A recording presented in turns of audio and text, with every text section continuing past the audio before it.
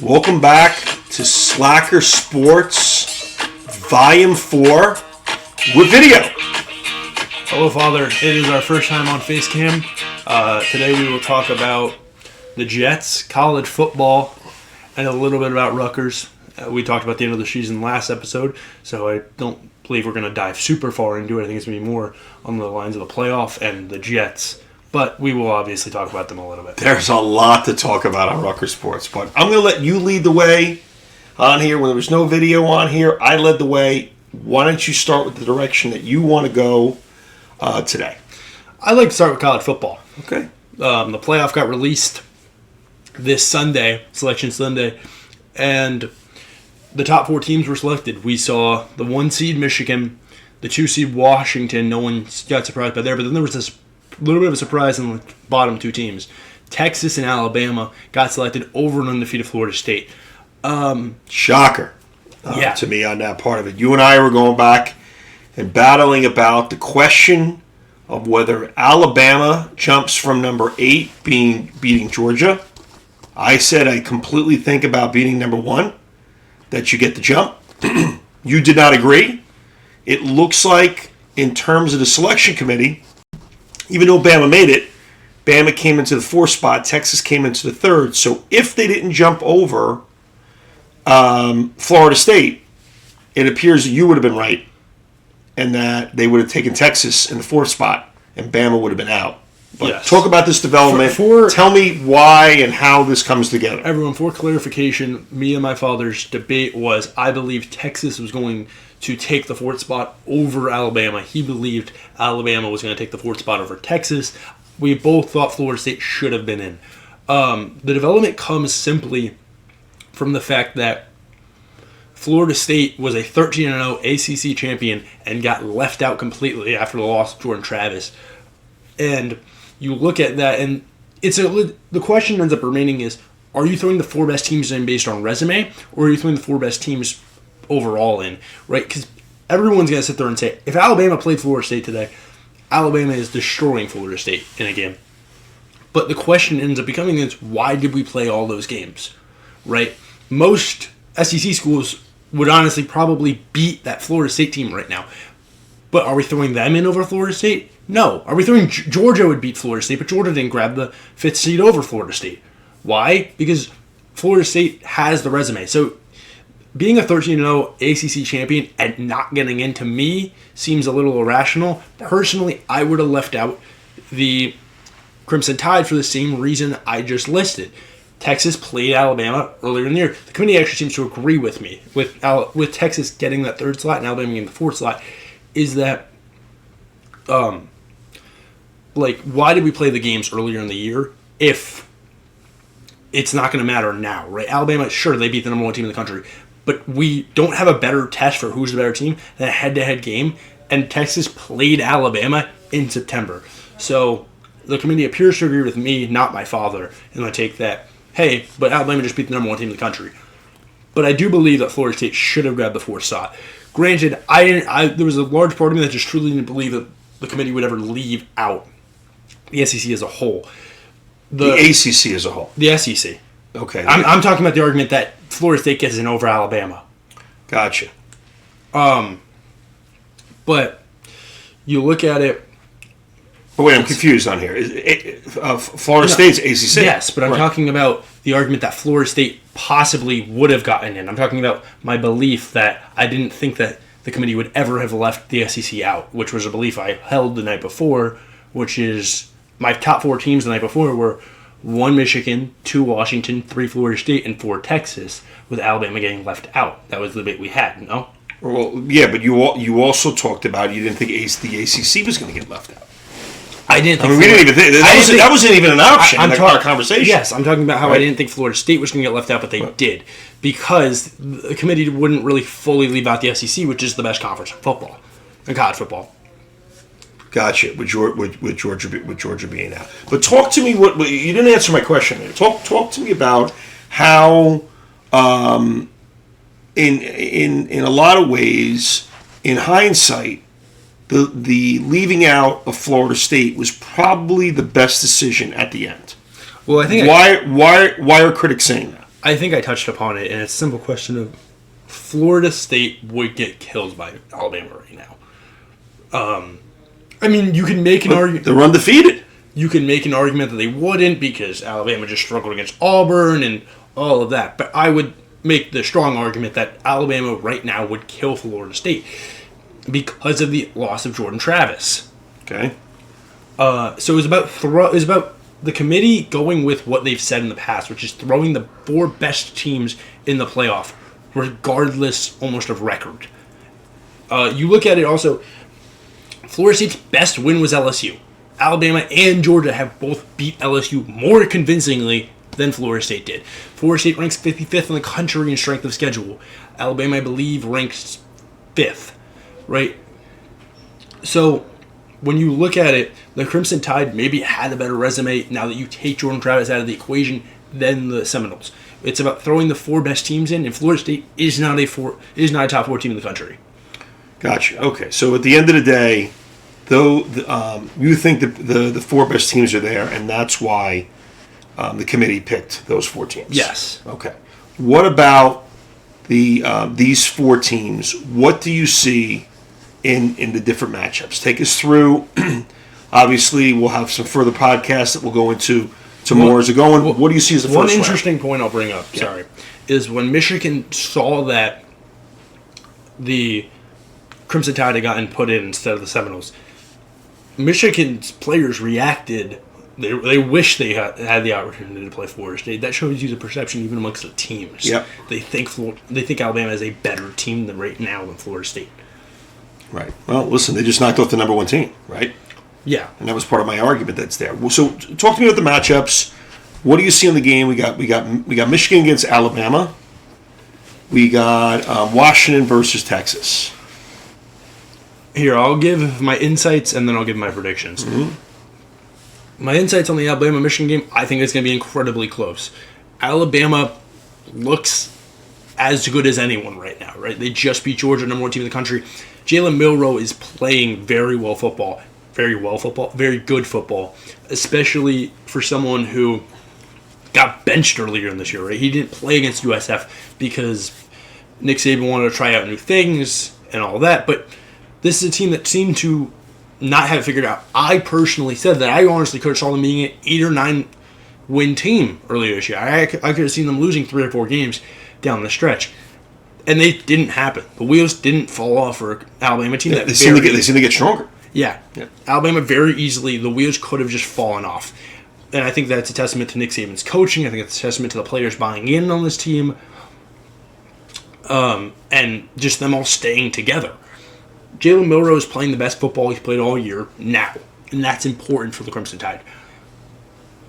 He struggled slightly in the SEC championship game, but it was also his first time playing on a scale that massive. So I think the Rose Bowl he will play better.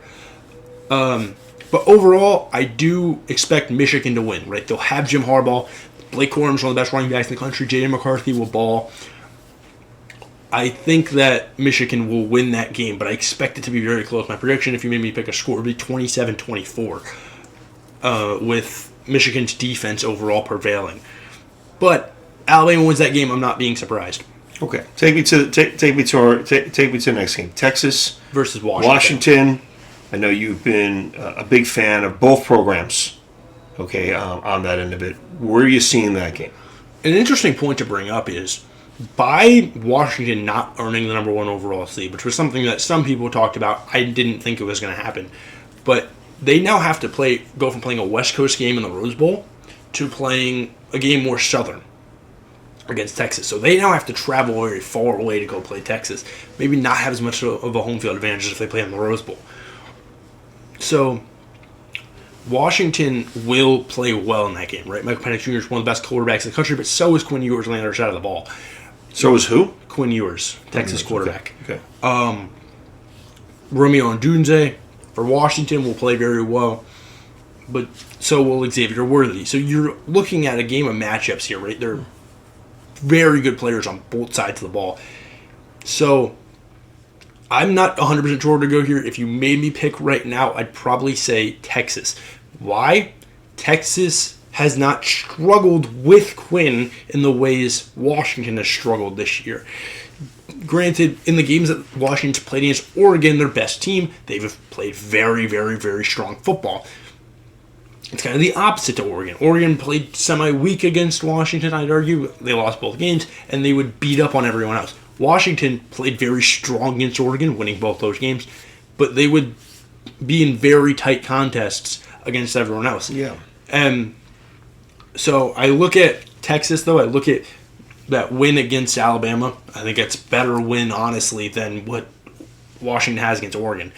Penix, but Penix is a wild card at the end of the day. Penix is a wild card. He's been He has great the this ability. year. Right. He has the ability to plug. But so does Quinn Ewers. There's a reason Quinn Ewers was a 1.0 prospect coming out of high school. There's a reason he was like the top player of all time, according to the recruiting websites. He is a baller.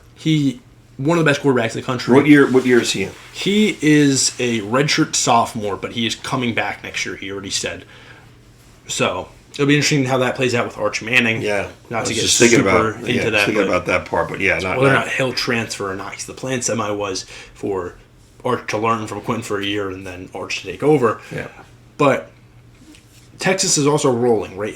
They won their first Big 12 championship in 14 years, right? First one since 2009. So Texas went through a little bit of dark ages, especially for more of like a blue blood program in college football, and they're seeing the light in that, right? Steve Sarkisian has done a great job there. So I would go with Texas in this game. I think that home field advantage that they're slightly going to get from playing closer.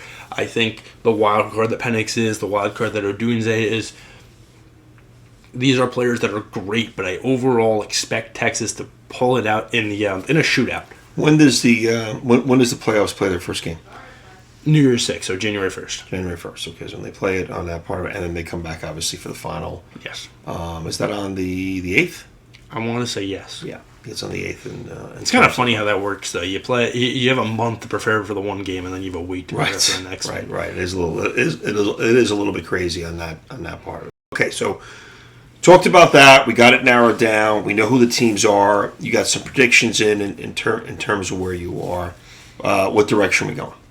For the champion? No, we're going to wait on that. We'll come back on that on our next podcast. For Texas versus. No, where are we going? Are we going college or are we going back to Dodgers?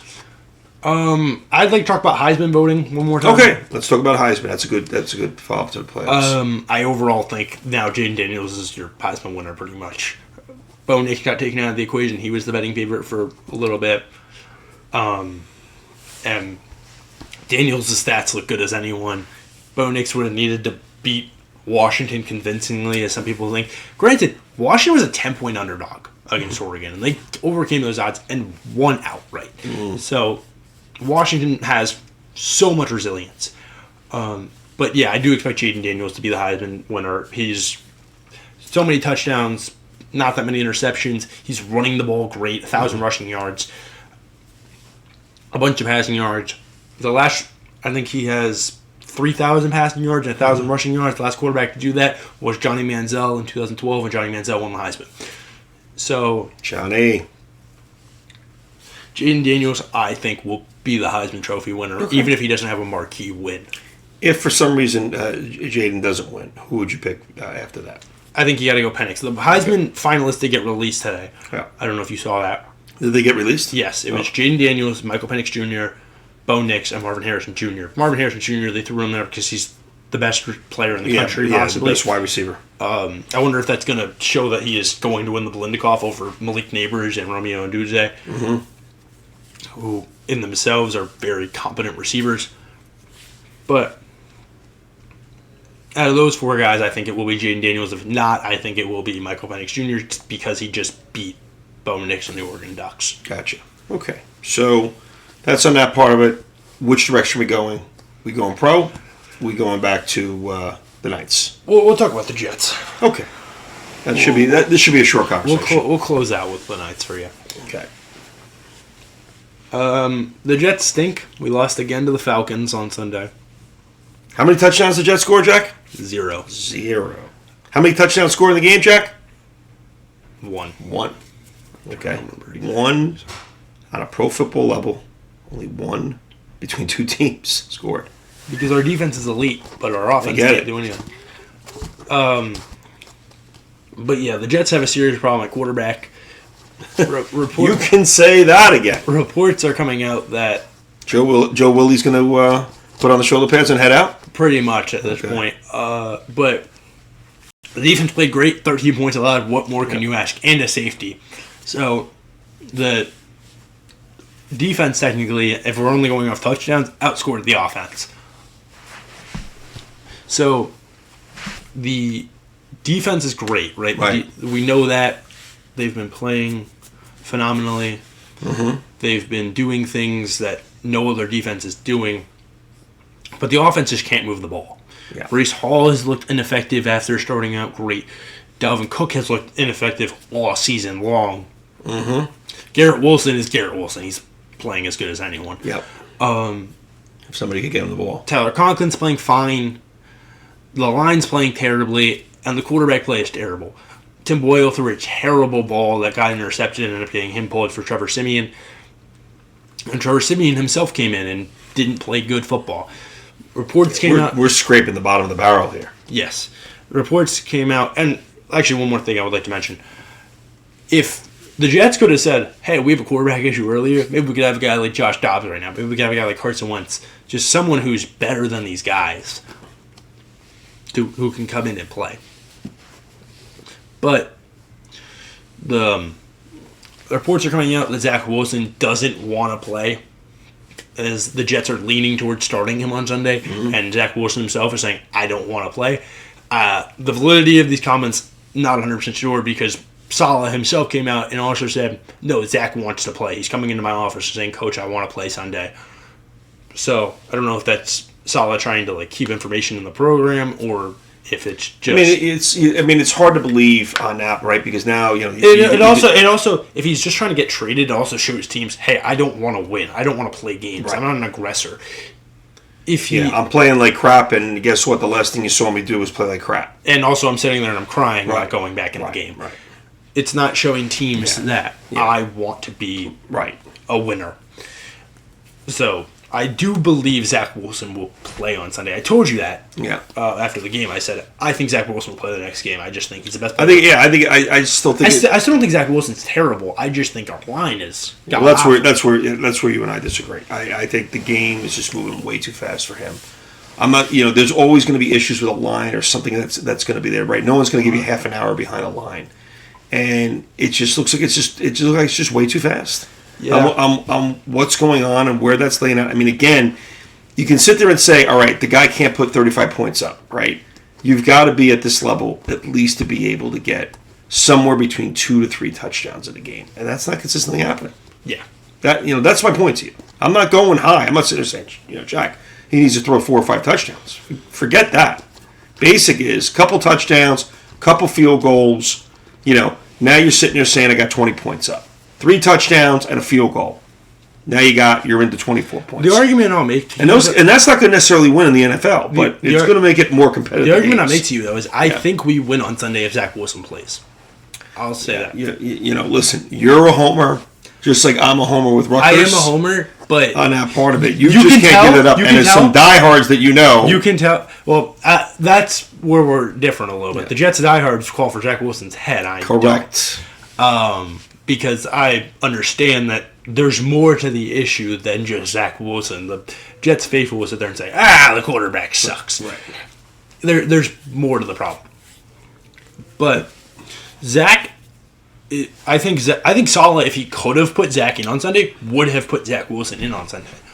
Because, I was even texting my cousin, friend of the show, Nicholas Petrozelli, about it, also a very strong Jets fan, who me and him were texting back and forth about it, and he agreed with me that he would want to put in Zach Wilson in that situation because Tim Boyle had played so bad, and so had Trevor Siemian.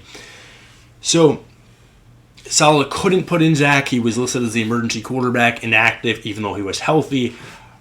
So unless Trevor Siemian and Tim Boyle both went down with injury, Zach Wilson could not enter the game. Which sounds. I'm very perplexed on this, and I don't want to spend a lot of time on this part of it because I don't think Zach Wilson is worth the time. But it's like I don't understand how. That's throwing shots at Zach Wilson. Exactly, just a little, Zach. Sorry about that. Back to BYU. Why they're in a situation where they have him as an emergency quarterback, but then in the next breath is, I would have liked to have been able to put him in. Well, then why the heck did you have him as the emergency quarterback? I don't think they expected Tim Boyle and Trevor Siemian to play. I get it, but what does that tell you? They packed it in with Zach.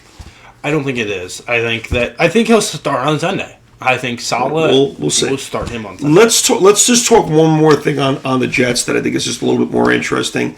I know it sounds like a long shot, but one of the things that happens, I believe, in sports is that you deal with runs, right? Sometimes you have a run up that's really good, and people are like, "Oh, this person's really good," and then you have a negative run, right? Where you're losing all these games. Tell me, with Saleh, does Saleh have anything to worry about in his job? No. Reports came out saying that Saleh won't get fired, Joe Douglas won't get fired, none of offensive coordinator Nathaniel Hackett won't get fired, because ownership understands that this season was so dependent on Aaron Rodgers, and the fact that we lost Aaron Rodgers was going to give all those guys one more year with Rodgers and say, if you don't figure it out this year, then you're gone. Then you're gone. Okay. That's what I've read in reports. Maybe those reports are wrong, but assuming those reports are right, I think we got 4 more games left.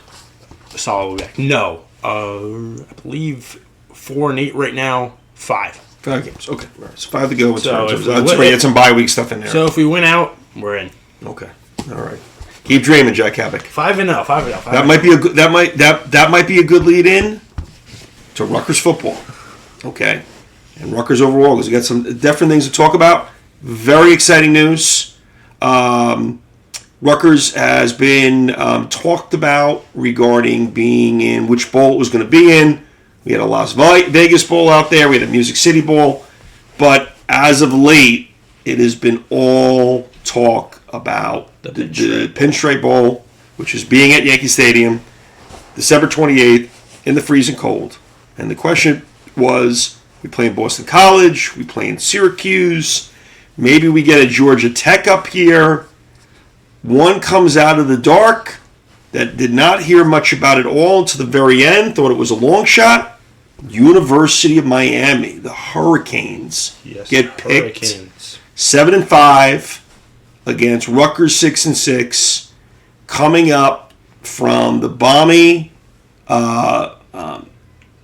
state of Florida in Miami to come up to play Rutgers. This brings up a lot of storylines, Jack. We get into one. This is the first time since the Big East, and Rutgers and Miami were both in the Big East that they've played.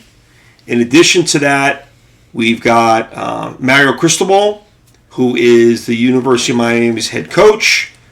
Greg Schiano, before he came to Rutgers, on his Greg Schiano 1.0, was defense coordinator for the national championship Hurricanes. Mario was a graduate assistant, and Greg knew him back then. And then when he came up to Rutgers, brought him on to coach the offensive line. All fine and good. He left Rutgers like a lot of the good coaches did after being there for a few years. But what gets very interesting, a lot of people don't know about, is that Mario Cristobal, when Greg Schiano left to go to the NFL, was offered the position as head coach at Rutgers, turns it down, talks about his roots, his Cuban roots, being in Miami, wants to stay there.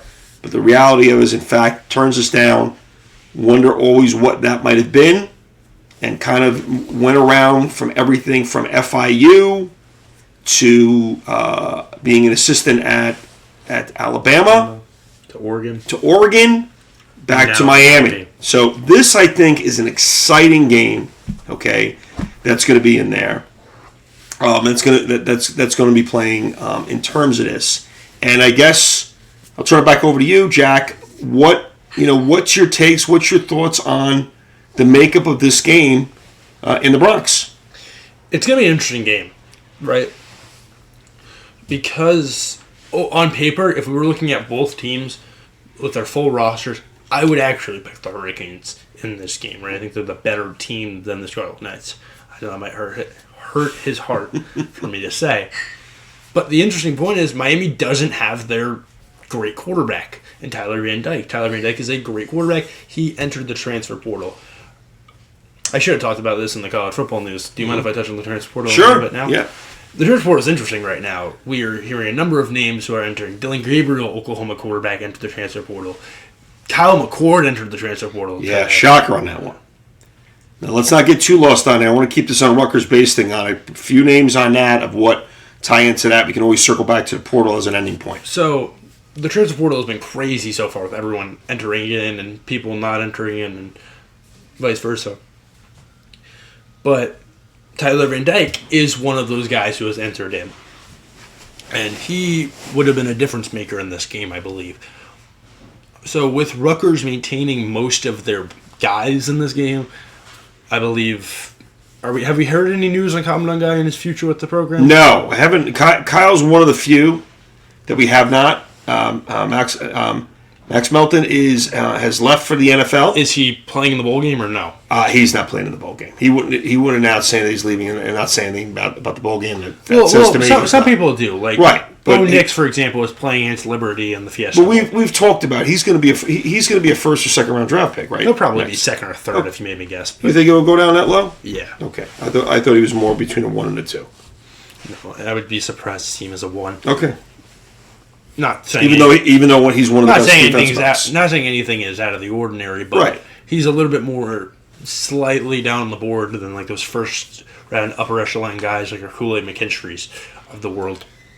Right. And that's, and I think you brought up some names on it, and let's kind of finish up. Rutgers has been able to, at least initially, keep a lot of starters are coming back. Yeah. Okay, a lot of people who maybe don't have anything to prove are coming back this year. And it's a testament to what Scricciano has built at Rutgers. Exactly. On that part of it. So, but to keep on the bowl game. Yeah. I think that Tyler Van Dyke not being there is a difference maker, but I do believe that this is a very good Miami team. It's a Miami team that, you take away that Georgia Tech fiasco, is 8-4. Looking for the next one. Maybe did they lose the last 4 out of 5 games? Yes. Okay. Just want to point out. They brought Boston College. Maryland. Mm-hmm. So, my prediction for the game, if you want to give me a score, do you want me to give a score? No. I want to talk a little bit more about the game on that one. I want to bring up. I don't know if you're aware of Jacurri Brown, an interesting guy that's going to be stepping in. Okay, Jacurri has played. He is not one dimensional. He's going to be like Gavin. He's going to be on his feet. He's going to be able to move. He has progressed on being able to throw. We don't know too much on there. Filled in for the quarterback for Miami when he was injured last year. So he's definitely gotten some playing time. He's not, 4-star, the whole 9 yards that's there. So he's top pedigree. Obviously, they're going to have someone good. Yeah, they're not bringing in somebody who is, just like this freshman who is going to be a deer in the headlights. I think, you're going to see somebody that's out there. But it's, I believe, maybe I'm wrong, his first career start. So, I believe he started. I believe, as far as I know on here, he started when the quarterback who left got injured last season. Okay, first time this season. That's right. That's a big one. I agree with you. So he's been on the bench. First time in a while, pretty much starting. And that's going to play a different factor, right? You have jitters that come in with. You want to prove yourself to them, especially in the eyes of the transfer portal. You don't want Mario Cristobal to go get someone else. Right. You want to prove, hey, coach, I'm that guy. So, I expect him to, maybe he'll play up to that, but more likely than not, I don't think he will. I think he will struggle because of that added pressure with also being in a bowl game that's, maybe the Pinstripe Bowl to them isn't that important, but it still is a bowl game, and it still does matter for the players on the team. You want to win postseason games. Of course, right. So, it'll be interesting to see. I think he'll struggle. The Rutgers secondary is great. The Rutgers defense is great. The pass rush has been great. So, obviously, they're on paper 4 and 5 stars a lot better than us, but I think that we will be able to hold our own and probably in the game, I'd argue. Yeah, I mean, listen. I think I think we know what our issues are. Right, as the bottom line. Can this offense get moving? Can we run against their defense? Is Kyle going to be in there? Do we have a Sam Brown situation where Sam's coming in? And finally, we get to see Sam Brown. That's all we've been talking about since last year, coming into this year, until Kyle took off. I mean, he's going to be the heir apparent to what we have there. Can Gavin get some plays together, or are we going to get stifled at the line? They're going to force Gavin, and Gavin doesn't do what he needs to do to make things happen, or better yet, that these receivers are not catching the balls or doing what they need to do and drop passes. Right? Those are the things that we're going to have to see in terms of coming out. I think it's going to be a highly competitive game. I'm excited for it. I think it's going to be a lot of fun. We still got an ample amount of time to start breaking this down a little bit further, but I think we have to jump into that. Do I touch on the late breaking news on basketball? Oh, can I talk about one thing? Sure. About the game for one thing? Prediction. If Kyle Monangai declares the draft, he will still play in the bowl game. You've disagreed with that take. I think Kyle Monangai is looking at this as a late-round draft pick. He's going to do anything possible to try and up his draft stock, make more money, do all that. I don't think he's going to worry about the injury risk because it's one more game. What are really the huge risks of you getting injured in that one more game? I don't see him not playing the bowl game. Max Melton, who is going to be a higher round draft pick himself, I could see not playing because that risk doesn't seem as rewarding. But if Kyle Monangai can go out there and in a big bowl game rush for 200 yards, it would up his draft stock probably. Mm-hmm. So I do expect him to play in that bowl game. It's a good argument. I think you could definitely see some of that playing. So we'll jump into this. Obviously, we got some time. We're taping this on the 4th of December. We're talking about it's another 24 days. It's over 3 weeks into the bowl, so we'll definitely be back with a more deeper dive into this information. But exciting news comes out today that on Wednesday, okay, and we haven't heard us mention anything on the podcast about this on here. Dylan Harper, okay, the prodigy that we've been waiting to decide on which school. It's going to be University of Alabama, Indiana. It was Auburn in there. Auburn on that one. On that one. And you had Indiana, and you also had Duke, okay, as well as Rutgers. I believe it was Indiana, Auburn, Rutgers, Duke, and Kansas was in there, I believe. Correct. I thought I said that. I don't think you said Kansas. Okay. So on that part of it, we are looking at the big decision. The Rutgers Insider tells us 99.44% he's going to Rutgers. Why he's making a decision now? That's heavily biased. I don't disagree with you on that one. Why is the decision being made now, Jack? And where's he going to pick? I'm not 100% sure why this decision is being made now. Maybe there's some pressure from outside sources. Dylan Harper stayed pretty airtight about his recruitment. Not many things have come out. So, outside of what just released today. So, I'm not 100% sure why he's talking about it, why he's deciding Wednesday. Maybe he wants to do it before the whole basketball season gets underway, so it's not on his mind, and he can just truly focus on high school basketball. Makes sense. But, obviously, my prediction is going to be Rutgers. I think Duke is still going to remain in there, but there's a chance that with how good he even is, though, he doesn't play as much at Duke as he would play at Rutgers, because Duke is still having... Right, you said Duke is loaded. Yeah, Duke is loaded. Cooper Flagg is already heading there. Number one player in 2024 after reclassing and overtaking Dylan.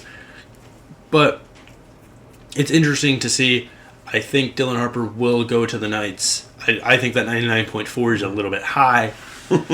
There was some things that came out, like Dylan Harper took down his post on Instagram of him, like the recruitment post he had at Rutgers on Instagram. He reposted it.